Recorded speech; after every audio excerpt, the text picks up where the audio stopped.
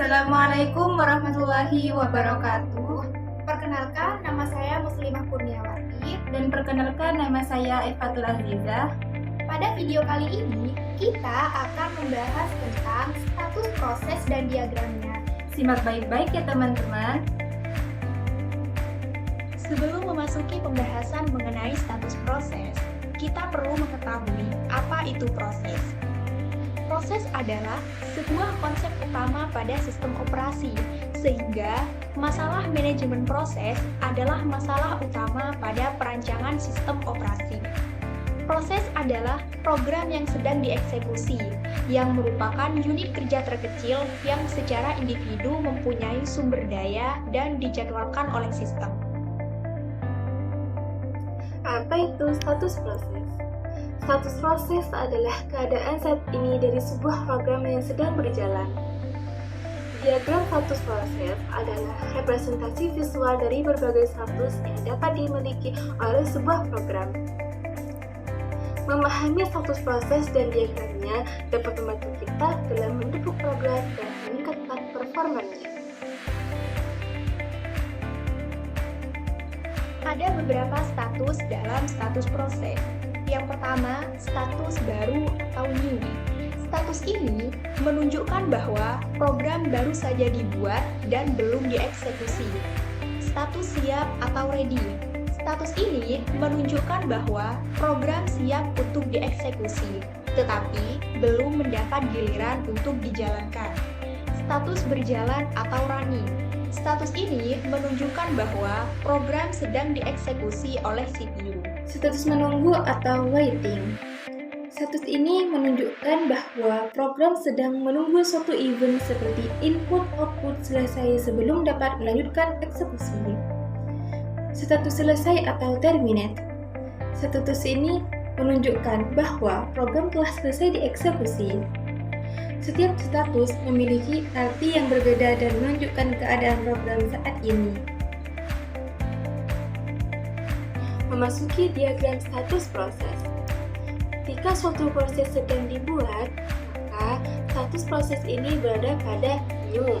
Kemudian, jika semua persiapan atau semua bagian dari status yang sedang dibuat ini disetujui, maka ia akan berubah menjadi status ready, yaitu siap untuk dieksekusi dan menunggu dikirim ke prosesor. Pada saat proses ini dikirim ke prosesor atau dieksekusi, maka proses ini akan berubah status menjadi running. Pada kondisi running ini, ada 3 kemungkinan yang terjadi. Yang pertama, jika sebuah proses tidak diinterupsi, maka proses ini akan langsung dikerjakan oleh prosesor. Jika sudah selesai, maka exit dan proses berganti status menjadi terminate atau selesai. Kemungkinan yang kedua, jika dalam proses running ini, sebuah program ternyata mendapat sinyal interupsi dari sebuah proses yang mempunyai prioritas yang lebih tinggi, maka proses ini kembali statusnya ke ready untuk menunggu penjadwalan pengiriman ke prosesor. Jika proses interupsi ini telah dikerjakan, maka status dari ready akan kembali ke proses running.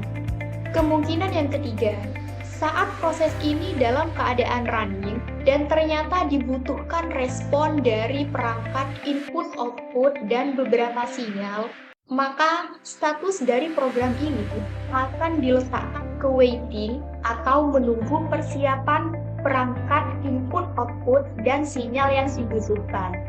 Jika perangkat input-output dan sinyal yang dibutuhkan telah lengkap, maka proses akan berubah status kembali menjadi ready untuk menunggu penjadwalan pengiriman atau menunggu jadwal eksekusi oleh prosesor, yang nantinya akan kembali ke status running dan diproses. Kemudian, status berubah menjadi terminated atau selesai.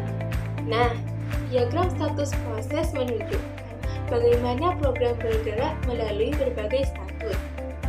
Transisi antara status dipicu oleh berbagai event, seperti pembuatan program, pemilihan program dari antrian siap, penyelesaian event, dan penyelesaian program.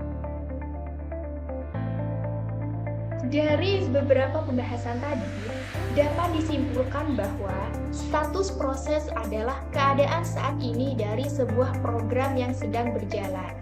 Diagram status proses adalah representasi visual dari berbagai status yang dapat dimiliki oleh sebuah program.